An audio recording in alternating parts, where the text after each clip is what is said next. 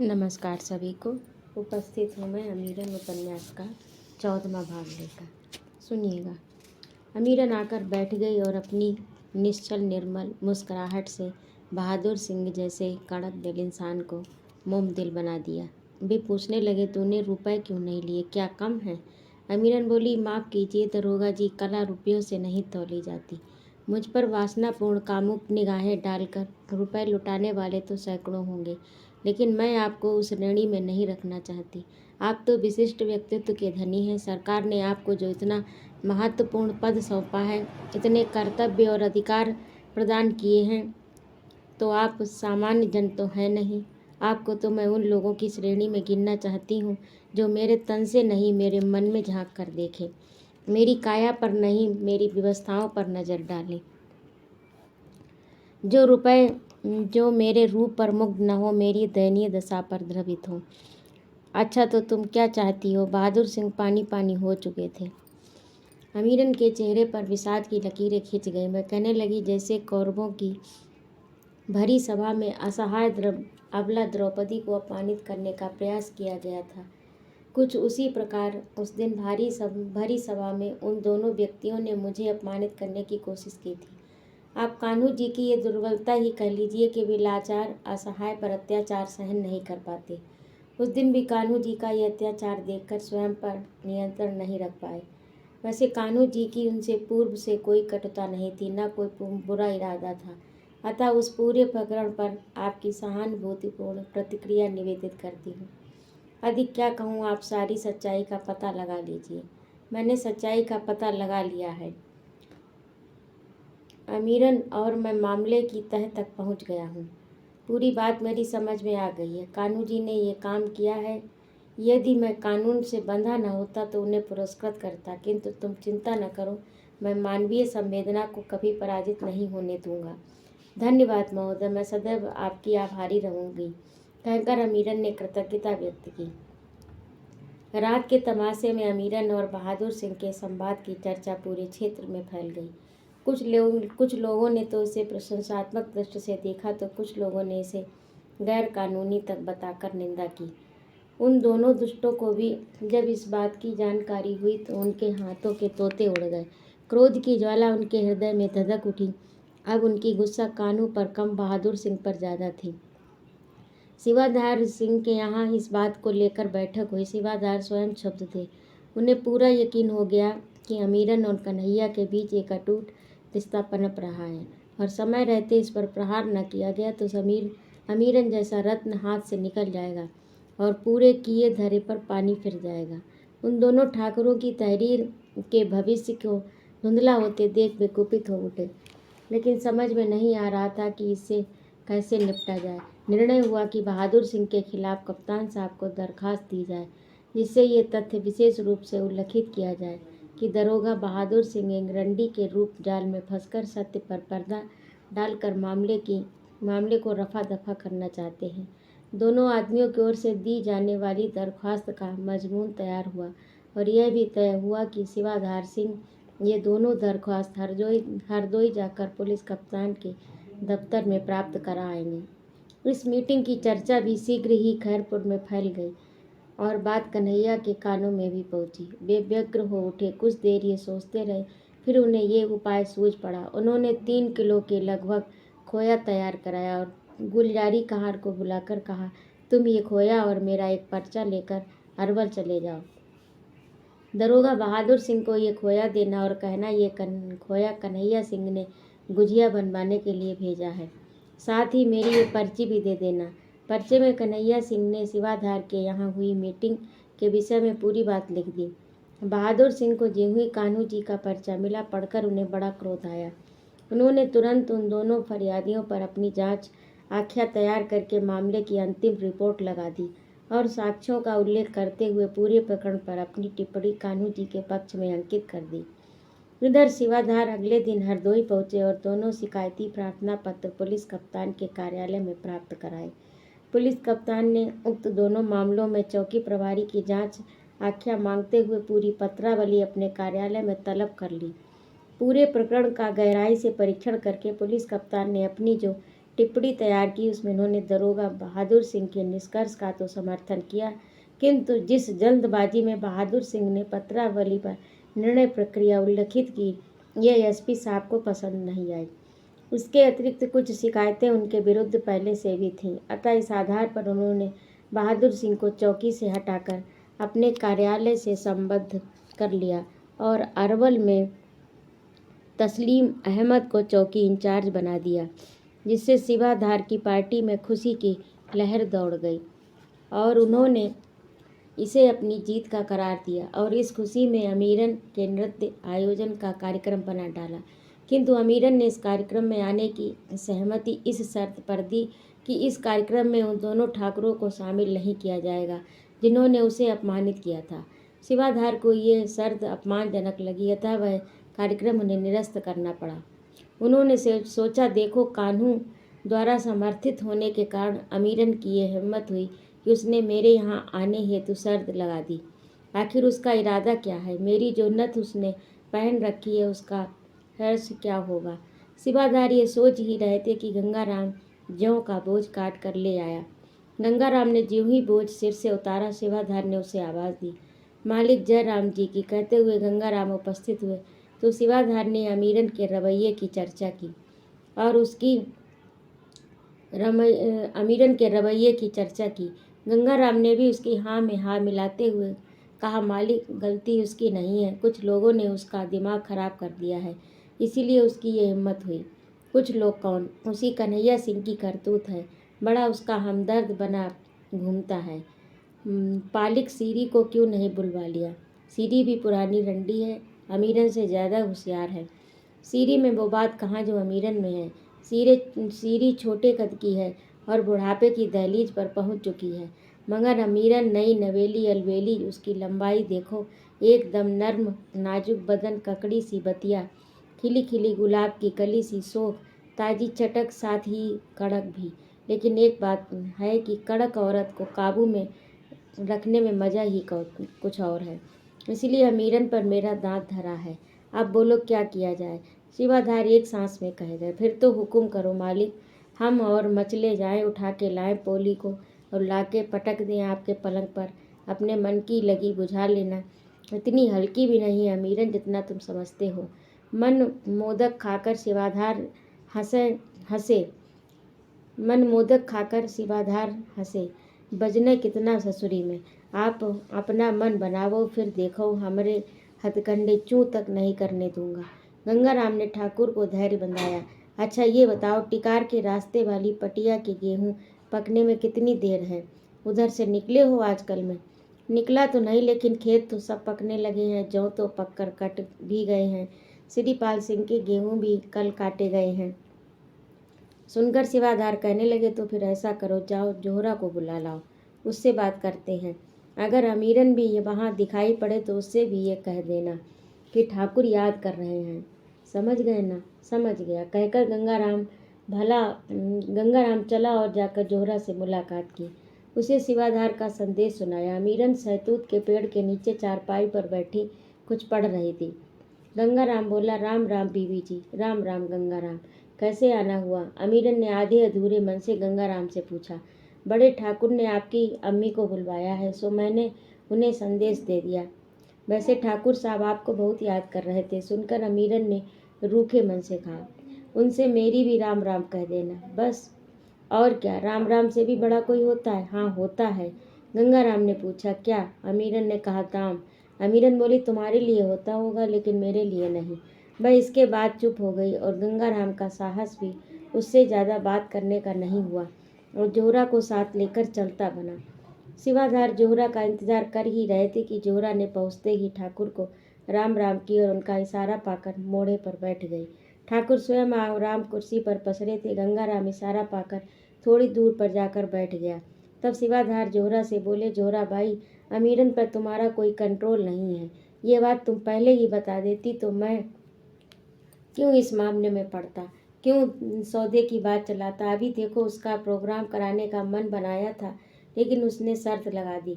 अब क्या करें ठाकुर साहब? जोहरा ने अपनी व्यवस्था को बाणी देते हुए कहा। वह तो अपने मन की करती है, या फिर कान्हू जी जो कह दे, मुझे तो कुछ समझती नहीं। कि मैं किस खेत की मूली हूँ। बड़ी हो गई है सो मारा पीटा भी नहीं जा सकता। बहुत समझाती हूँ कि कान्हू जी के चक्कर में मत पड़ो, ये तुम्हें बर्बाद कर देंगे, लेकिन मेरी एक नहीं सुनती। अब नेतागिरी की धुन सवार है। शिवाधार सिंह उत्तेजित होते, उनके अहम का सर्प फुफकार उठा। वासना की आग ने उन्हें और भी उत्तेजित बना रखा था। अतः उग्र भाषा में बोले, फिर तुमने क्यों मुझसे उस सौदे की बात की थी? क्यों मेरी नथनी उसे पहनाई थी? क्यों तुमने मुझे झूठा आश्वासन दिया था? अब आज साफ साफ बता दो, हाँ या ना। अब दिन भी ज़्यादा नहीं रह गए हैं। तुमने आधे वैशाख का वादा किया था और चैत चल ही रहे हैं ना। क्यों? मैं उसे समझाऊंगी, ऊंच नीच दिखाऊंगी। कोई पागल थोड़े है जो समझेगी नहीं। जब मैं उसे समझाऊंगी तो वो निश्चय ही समझ जाएगी। पढ़ी लिखी है, भला बुरा समझती है, मुझसे बाहर कहाँ जाएगी। जोहरा ने ठाकुर को सांत्वना दी। तो ठीक है, परसों वह दोहरी मैं कटवाऊंगा। तुम थोड़ी देर के लिए अमीरन को लेकर वहाँ आ जाना। अगर अमीरन आ जाएगी तो मैं समझूंगा कि वह ठीक रास्ते पर है। अगर ना आई तो मैं समझूंगा कि ना है। बोलो, बात पक्की? हाँ पक्की। वादा कर जोहरा लौट आई और अमीरन के पास बैठकर मीठी वाणी से बोली, देख बेटी, अभी शिवाधार सिंह ने मुझे बुलवाया था। तेरी बड़ी शिकायत कर रहे थे। कह रहे थे अमीरन ने मेरे यहाँ प्रोग्राम करने से मना कर दिया। अम्मी, मैंने प्रोग्राम करने से मना कहाँ कर दिया? मैंने तो केवल ये शर्त रखी थी कि वे दोनों लोग जिन्होंने मुझे अपमानित किया है उस प्रोग्राम में नहीं आए। इस पर ठाकुर तैयार नहीं हुए। अमीरन ने सफाई देते हुए कहा, अरे पगली, हम लोगों का क्या मान और क्या अपमान। जहाँ पैसे मिलने की जुगत हो वहाँ खुशी खुशी जाना चाहिए। हमें तो पैसे की ज़रूरत है, वरना पेट कैसे पालेंगे? क्या खाएंगे, क्या पिएंगे, क्या पहनेंगे? इसलिए बचपना छोड़ो, अब तुम छोटी नहीं हो। सुनकर अमीरन थोड़ा संभल कर बैठ गई, थोड़ा आवेश में भी आई और तमतमाकर बोली, देखो अम्मी, 2 वर्ष पहले जब करणपुर में मेरा प्रोग्राम था उसमें तुम नहीं थी, अंजुम ताई मेरे साथ थी। वैसे वह घटना मैं पहले भी आपको बता चुकी हूँ। मेरा प्रोग्राम चल रहा था, न्योतनी का दिन था, अच्छी खासी महफिल जमी हुई थी, मेरा भी खूब मन रमा हुआ था। तभी शिवाधार सिंह वहाँ घोड़ी पर चढ़कर आ गए, बड़े रोब दाब के साथ वहाँ पहुँचे, रिवाल्वर डाले हुए, एकदम बुर्राक कपड़ों में, शरीर तो सुडौल और गठीला है ही। वो सबकी निगाहें इन पर टिक गई। पहली गलती तो इन्होंने यही की कि बीच महफिल तक घोड़ी लेकर चले आए। इनकी घोड़ी एक कालीन पर खड़ी हो गई। वहाँ बैठे लोगों को आखिर हटना पड़ा, जिससे महफिल की व्यवस्था गड़बड़ाई। खैर, ये घोड़ी पर से उतरे तो लोगों ने बड़े आदर से इन्हें बैठाया। शिवाधार सिंह है, शिवाधार सिंह। तानाफूसी होने लगी। मैंने भी इन्हें सम्मान देते हुए जोहार किया। उसके बाद महफिल की मांग पर पूछत फिरत पात पात हूँ से रघुवीर वाला गाना शुरू किया तो ये जिद पर अड़ गए, इसे नहीं कोई गज़ल सुनाओ। जब ये नहीं माने तो मैंने इसे छोड़कर गज़ल प्रारंभ की। थोड़ी देर बाद इन्होंने 5 का नोट दिखाया और एक मनचले ने 10 का नोट दिखाया। खैर, मैंने पहले इन्हीं का नोट लिया, लेकिन ये उस पर बहुत नाराज हो गए। तब तक मामला शांत रहा। इसके पश्चात इन्होंने 10 का नोट दिखाया तो उस व्यक्ति ने 10-10 के 2 नोट दिखाए। इस पर वे ये आग बबूला हो गए। फौरन रिवाल्वर से उस पर फायर किया। गोली उसकी बाह में लगी, जिससे खून का फव्वारा निकल पड़ा। तुरंत लोग उसे उपचार हेतु ले गए। ये घोड़ी पर चढ़े और रफू चक्कर हो गए। पूरी महफिल रेन बेन हो गई। सारा प्रोग्राम बेकार हो गया। तब से मुझे इनसे नफरत हो गई है। मैं उसकी सूरत तक नहीं देखना चाहती। सो तो ठीक है बेटी, लेकिन उन्होंने तुमसे तो कुछ नहीं कहा। वे मुझे गाली देते या मुझे भी गोली मार देते तभी कुछ होता।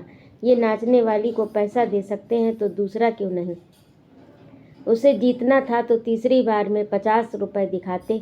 मान लिया वह 100 दिखाता तो ये 100-100 के 2 नोट दिखाते। तब तो इनका बड़प्पन था। मुकाबला करने के बजाय उसे गोली मार दी। काहे के बड़े आदमी? बड़ा आदमी वह जिसमें बड़े गुण हों। पैसा ज़्यादा होने पर खेती पाती ज़्यादा कब्जियाँ लेने से कोई बड़ा आदमी नहीं बन जाता। बड़े आदमी की परिभाषा आम आदमी ने गलत कर ली है। ज़्यादा धन संपत्ति वाले लोग को लोग बड़ा आदमी कह देते हैं। आज देश के सबसे बड़े आदमी गांधी जी हैं, जिनका देश विदेश में नाम है।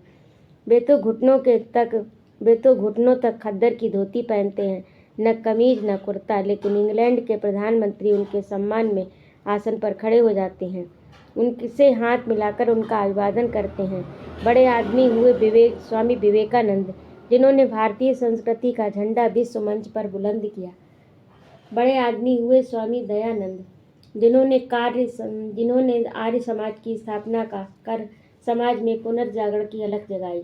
बड़े आदमी हुए सुखदेव, राजगुरु, भगत सिंह, मदन लाल धींगरा आदि जो देश पर मर मिटे। शिवाधार सिंह कोई बड़े आदमी हैं, वे इतना भी नहीं जानते कि बोली का विकल्प गोली नहीं है। वासना के पंख में अहिर्निश डूबे रहने वाला व्यक्ति बड़ा आदमी कैसे हो सकता है। जोहरा झींक उठी। मैं क्या कहना चाहती थी और इसने बात कहाँ से कहाँ पहुँचा दी, कैसे समझाएं, बड़ी अड़ियल हो गई है। लेकिन फिर जोहरा ने धैर्य धारण किया और संयत स्वर में बोली, देख, अपना भाषण तो मुझे ना सुना, मेरी बात सुन ध्यान से। तेरी नथनी की बात हुई थी शिवाधार से, उसके बदले उन्होंने 800 रुपये देने की बात कही थी, एक दोहरी भी देने का वादा हुआ था। तुम अपनी चतुराई से और भी बहुत कुछ उनसे ऐंठ सकती हो। नथनी इन्होंने तुम्हारे लिए बनवाकर भेज दी। जो आदमी तुम्हारे लिए इतना कर रहा है उसके लिए तुम मन में घृणा पाले बैठी हो। पतुरिया को तो पैसे से मतलब, उसका कोई दोस्त न दुश्मन, इसीलिए बात को समझने की कोशिश करो। क्या कोशिश करें अमीरन ऊहा-पोह की स्थिति में थी। अम्मी के दबाव का भी कम महत्व नहीं था। इसके विपरीत उसका स्वाभिमान था, अपनी जीवन शैली थी, अपना चिंतन था, अपना आदर्श था। इस प्रकार इस मोड़ पर नाना प्रकार की विचारधाराओं का टकराव हो रहा था। जोहरा बोली, कोशिश ये करो कि परसों उस दोहरी के गेहूं कट जाएंगे और पूरी फसल का लाख ठाकुर साहब हमको दे देंगे। बस तुम्हें परसों मेरे साथ थोड़ी देर के लिए खेत पर चलना होगा। वहाँ शिवाधार भी होंगे। आगे की बात आगे देखी जाएगी। परसों इतना करना है, इसमें तुम्हारा क्या चला जाएगा। अमीरन बोली, इसमें तो कुछ नहीं चला जाएगा, लेकिन इसका अर्थ है वे कुछ का कुछ निकालेंगे, इसलिए मुझे पहले कान्हू जी से पूछ लेने दो। कान्हू जी, फिर वही रट तुम लगाई तुमने। उनसे तुम्हें क्या मतलब, पागल तो नहीं हो गई हो। जाने क्या तुम्हारे ऊपर उसका जादू चल रहा है।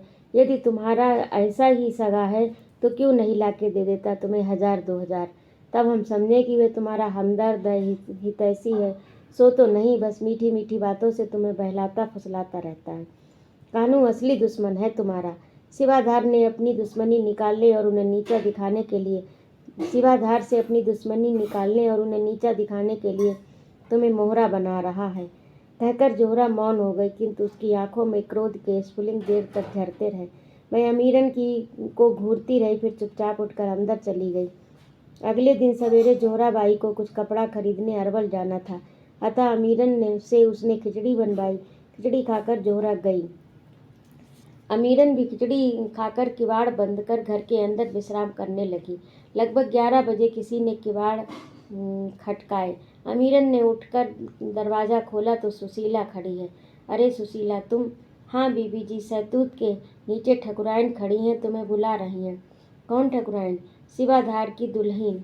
अरे, कहकर अमीरन दौड़ी आई और बोली, राम राम ठकुराइन। राम राम। ठकुराइन के शब्दों में वेदना झलक रही थी। आइए बैठिए, कहकर अमीरन ने चारपाई डाल दी।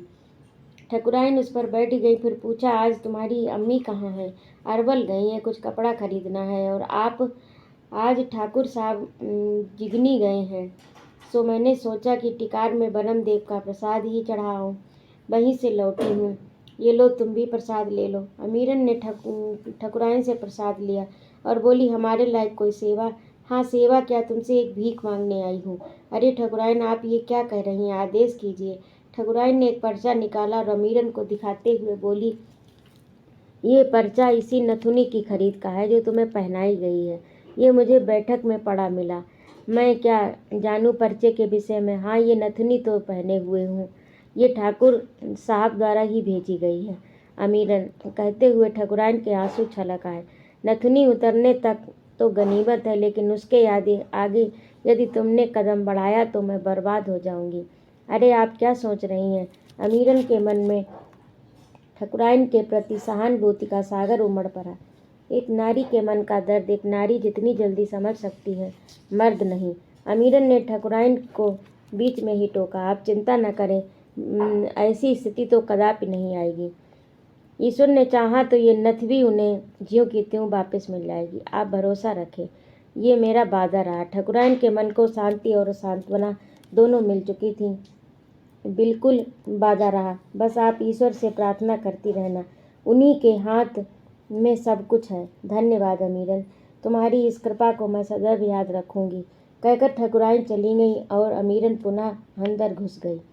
वैसे तो बसंत का प्रारंभ बसंत पंचमी से ही माना जाता है, किंतु वास्तव में उस समय तो बसंत आगमन की केवल आहट सुनाई पड़ती है, जो फागुन लगते लगते और स्पष्ट हो जाती है।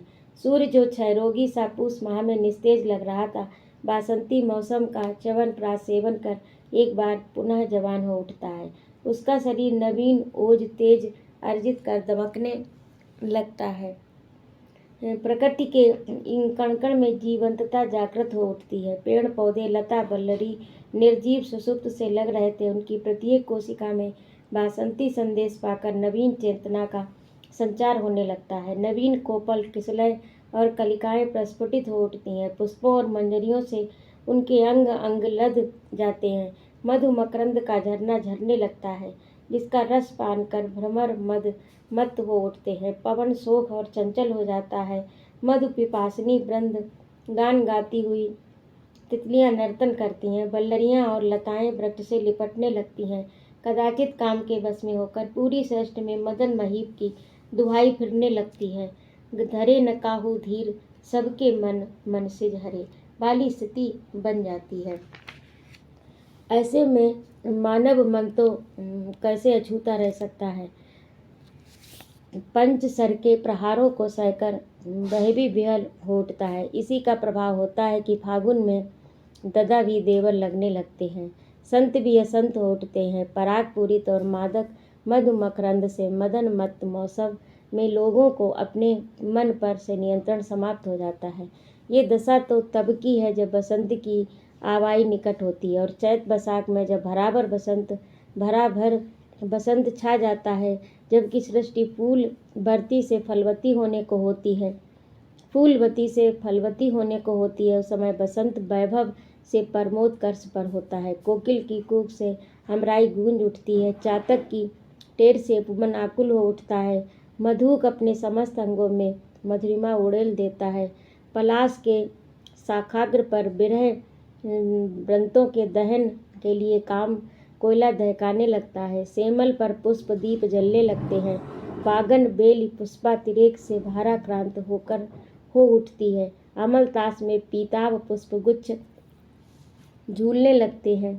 गुलमोहर अपनी रूपातिशयता पर इटला उठती है। चैत्र मास में बासंती विलास अपने शीर्ष यौवन पर पहुंच जाता है।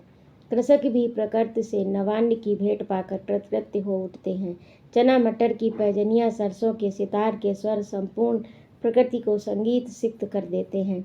ऐसे में शिवाधार सिंह जैसे महारसिक महाविलासी का मन कैसे काबू में रहता, सो न जाने कितनी जड़ी बूटियाँ, शिलाजीत, मकरध्वज, बटियों एवं बाजीकरण रसायनों का सेवन अपने यौवन को परिपुष्ट करने एवं उसे अक्षुण्ण बनाए रखने हेतु करते रहते हैं, जिनकी ये धारणा रही है कि संसार की समस्त सुंदरियाँ गजगामिनियाँ बड़ा विलासिनियाँ के यौवन का उपभोग करने के लिए इस धराधाम पर उनका अवतरण हुआ है। जो शिवाधार यह भी नहीं जानते कि उनके किस खेत में क्या बोया गया है, कभी गल्ला बटाने खलिहान नहीं जाते, वे आज चैत की चटक धूप में खेत की मेड़ पर चहलकदमी कर रहे थे। इसके लिए यही कहा जा सकता है कि देखो काम प्रताप बढ़ाई। खेत में गेहूं ऐसा लगा है कि थाली इस पार से मारो उस पार आराम से निकल जाए। बालियां पककर नीचे की ओर झुक गईं, जैसे ज्ञान संपन्न परिपक्व बुद्धि वाला व्यक्ति विनयावनत हो जाता है। श्रमिकों के हंसिए लाख को सड़ासड़ काट कर धराशायी करते जा रहे हैं, और शिवाधार तंजेब का कुर्ता, ब्रासलेट की धोती और डासन का बूट पहने, आंखों पर रंगीन चश्मा लगाए, हाथ में छतरी लिए खेत की मेड़ पर चहलकदमी कर रहे हैं। तभी वहां जोहरा आ पहुंची। उसने शिवाधार के निकट पहुंचकर उन्हें राम राम की। अरे अमीरन कहाँ रह गई? शिवाधार ने तनतना कर पूछा। अब क्या बताएं आपको। जोहरा बड़ी आतंकित महसूस कर रही थी। क्यों, क्या बताना है, साफ साफ कह दो। मैं नहीं आई, इसमें बताना क्या। सो तो है कि नहीं आई, लेकिन क्यों नहीं आई ये बताने में मुझे शर्म लगती है। शिवाधार पहले से ही तंतना रहे थे, लेकिन जोहरा के जवाब से और आग बबूला हो उठे। तुम महाबेशर्म, लोगों को भी शर्म लग रही है। बड़े अचंभे की बात है। तो लो बताती हूँ, वह कपड़ों से है इसलिए नहीं आई। ऐसे में उसकी तबीयत कुछ ज़्यादा ही बिगड़ जाती है। कमर में दर्द बड़ा तेज होता है। शिवाधार गुस्सा अंदर ही अंदर घूंट कर रह गए। फिर बोले, इतनी मजबूर हो गई कि यहाँ तक भी नहीं आ सकी। बात कुछ समझ में नहीं आई। इसमें समझने ना समझने वाली कोई बात नहीं है। ये परेशानी तो हर लड़की को होती रहती है। आप तो समझदार हैं, अब तक न जाने कितनी औरतों की था ले चुके हैं। आपको क्या समझाना। अब आप दोहरी दें या न दें। जोहरा ने साफ साफ अपनी मजबूरी व्यक्त कर दी, जिसे सुनकर शिवाधार का उबाल कुछ कम हुआ। उसकी मनः स्थिति थोड़ी सामान्य हुई। जोहरा से बोले, अब कह दिया है तो इसकी फसल तो तुम्हें दे ही देंगे, लेकिन खेत तभी देंगे जब हमारा काम हो जाएगा। ठीक है, ठीक है, तो फिर तुम यहाँ बैठकर अपनी फसल कटाओ, हम अब चलते हैं। जोहरा को वहाँ छोड़कर शिवाधार घूमते घामते जोहरा के घर की ओर आ निकले। वे ये देखकर दंग रह गए कि वहाँ कान्हू जी मौजूद हैं और अमीरन उनसे कुछ बात कर रही थी। शिवाधार के मन में यह बात पूरी तरह से बैठ गई कि अमीरन ने बहाना बनाया है और ऐसा करने में कान्हू जी की प्रमुख भूमिका है। वे ही अमीरन को मेरे विरुद्ध भड़काते रहते हैं, उन्हें सलाह मशवरा देते रहते हैं। अमीरन को तो समझ है नहीं, उनकी बातों में आती रहती है। सारा षड्यंत्र इसी कान्हू का है। ये सोचकर शिवाधार के रोम रोम में गुस्सा व्याप्त हो गया। पहले तो सोचा इन दोनों को डांटू फटकारूं, किंतु वे अपने क्रोध पर नियंत्रण पाने की कोशिश करने लगे। तभी कान्हू जी व अमीरन ने उन्हें देख लिया।